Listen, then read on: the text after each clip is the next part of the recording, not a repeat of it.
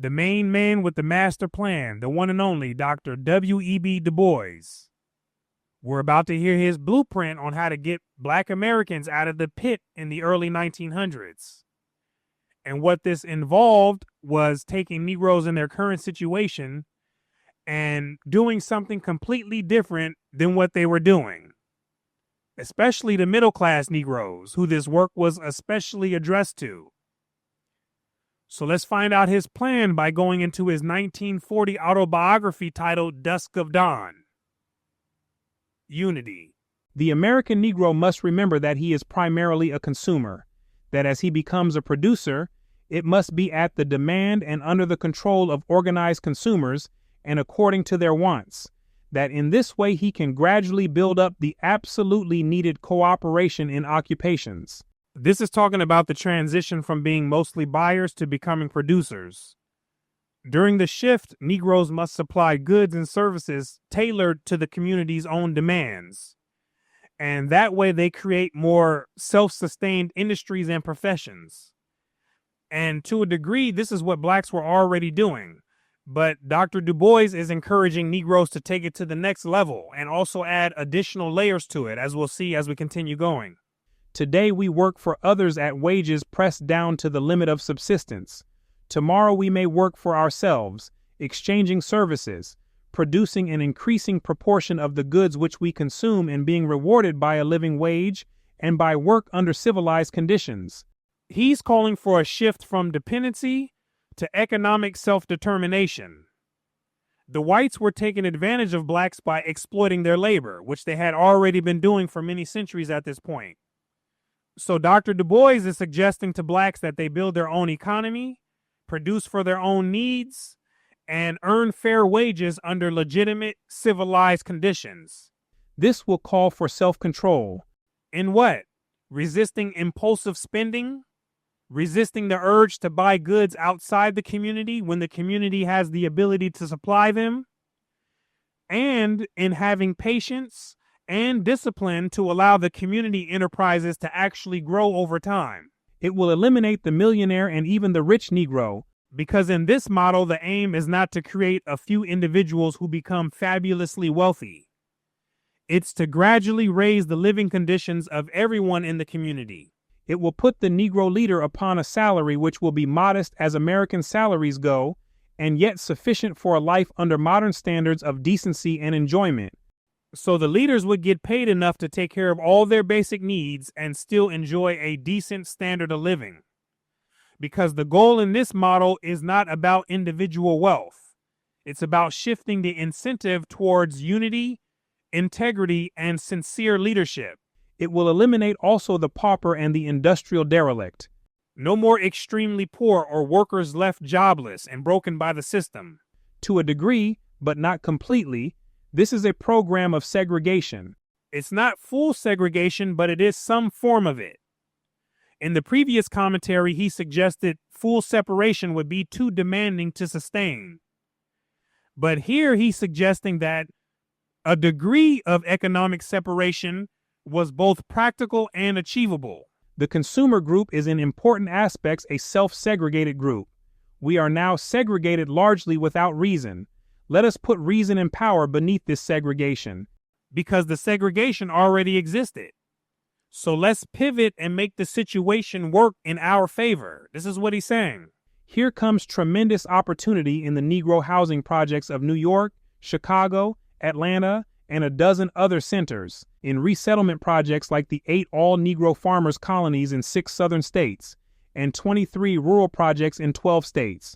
Rail, if you will, against the race segregation here involved and condoned, but take advantage of it by planning secure centers of Negro cooperative effort and particularly of economic power to make us spiritually free for initiative and creation in other and wider fields, and for eventually breaking down all segregation based on color or curl of hair. He's saying don't cry and complain, do something about it. Be strategic and build cooperative economies within the black community, so the mind can be free and room can be made to advance and create in other fields. And do all of this while continuing to chip away at racial segregation. And remember here that all of this is addressed to the middle class Negroes.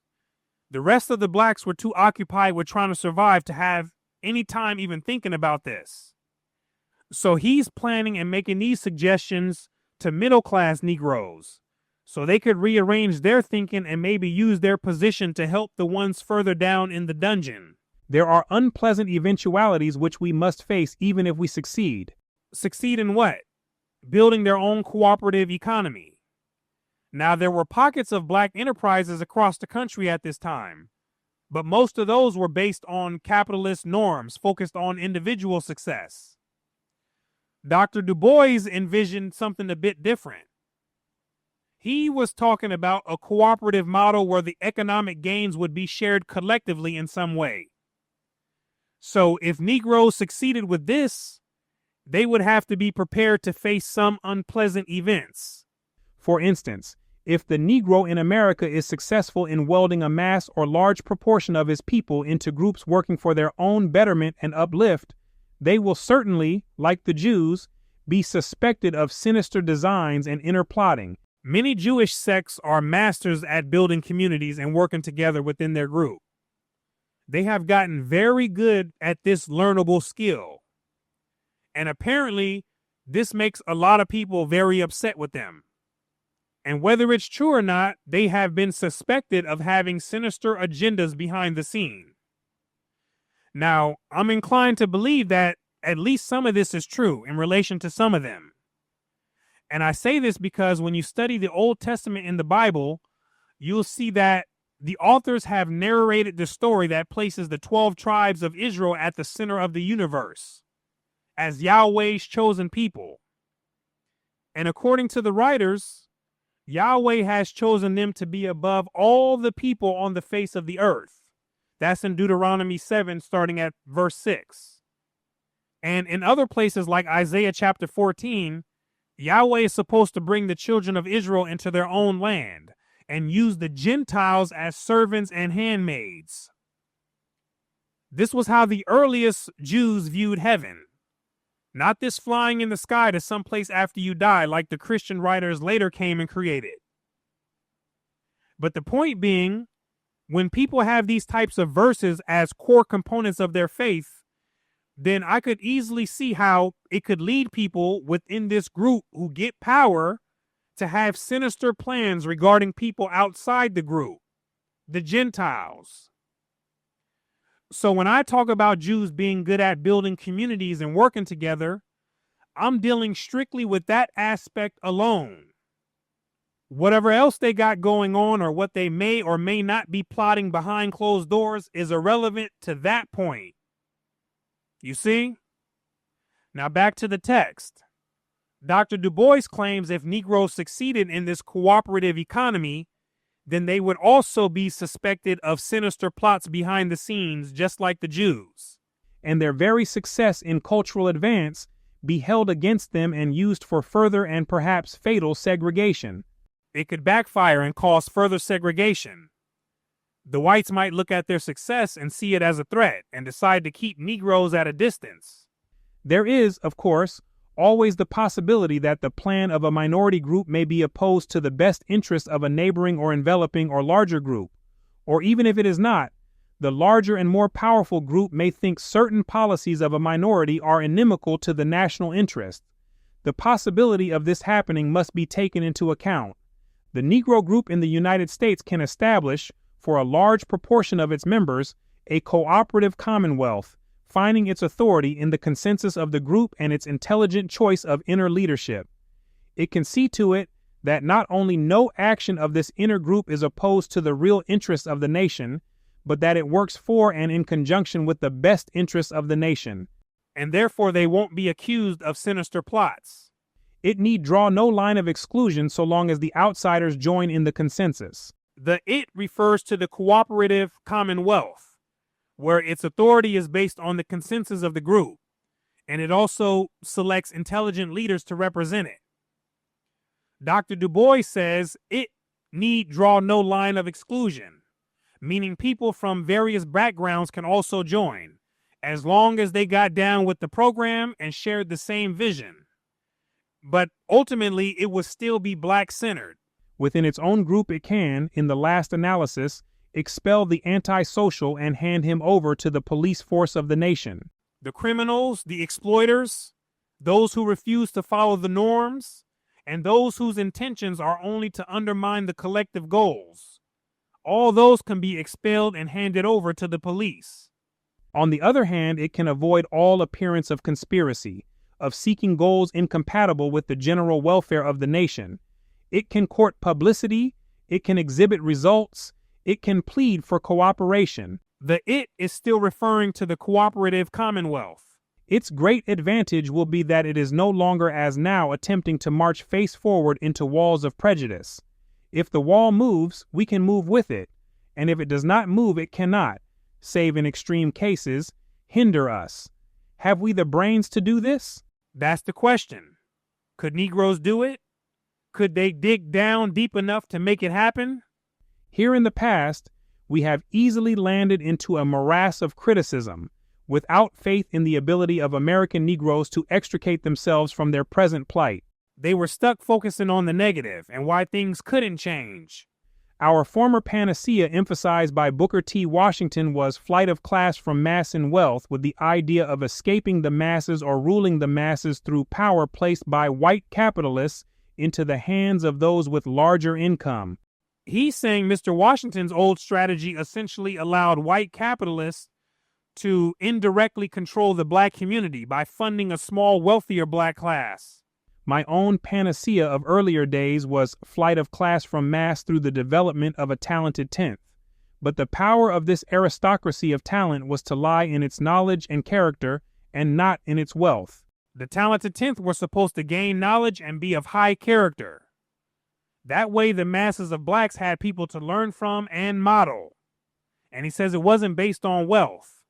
The problem which I did not then attack was that of leadership and authority within the group, which by implication left controls to wealth, a contingency of which I never dreamed. He admits that he slipped up and he didn't really address the leadership roles properly, which by default became tied to who had the most money.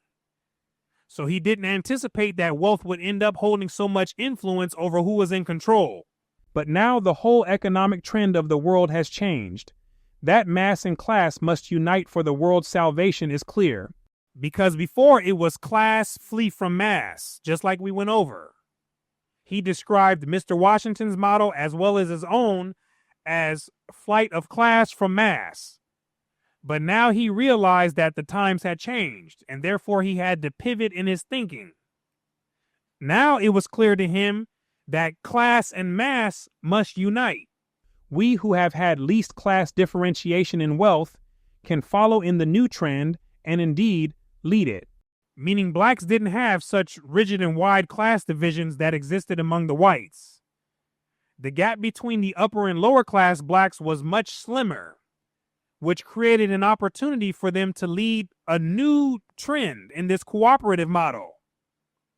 If we remember in the last commentary, he talked about blacks not being able to properly mimic the white class structure because they didn't have the wealth nor the material resources to do so. This is why he's proposing a shift to this more collective approach. Most Negroes do not believe that this can be done. Why not?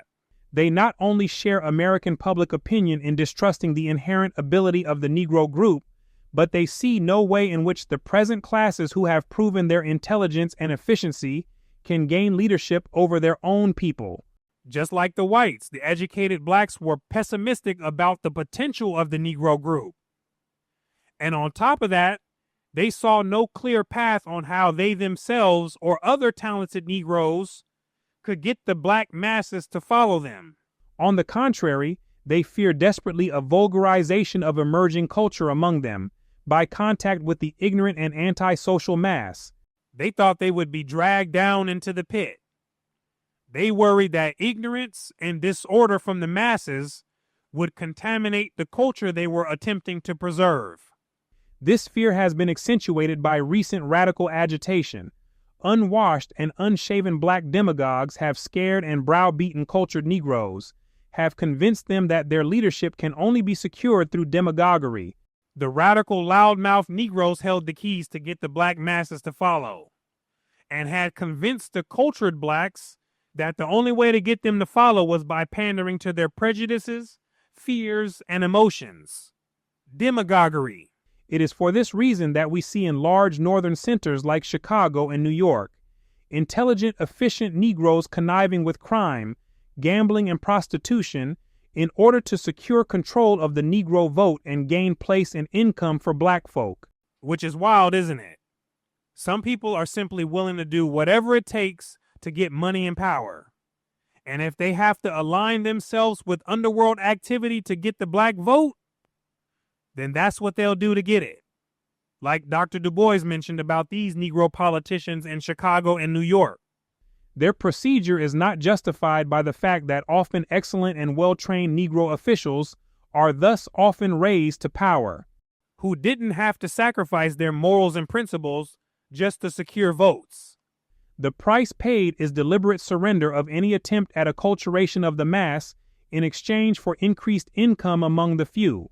The price for aligning with the underworld is that the politicians deliberately sacrifice the opportunity to uplift and change the culture in the community in exchange for putting more money into their own pockets.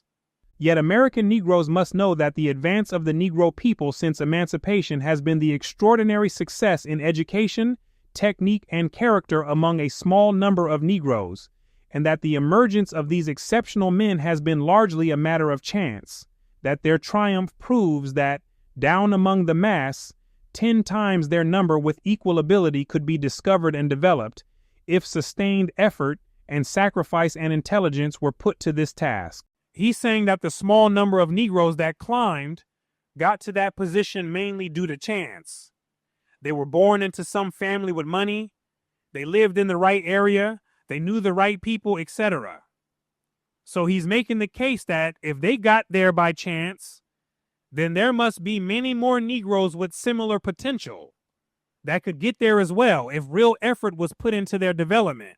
It is to be admitted this will be a real battle. I skipped down a bit further in the chapter, but he's basically continuing the point of having cultured blacks unite in cause with the masses of blacks in a mutual relationship, where the masses of blacks are voluntarily acculturated and voluntarily guided by a small group of principled and educated leaders. Dr. Du Bois is saying this will not be easy to accomplish. There are chances of failure, but there are also splendid chances of success.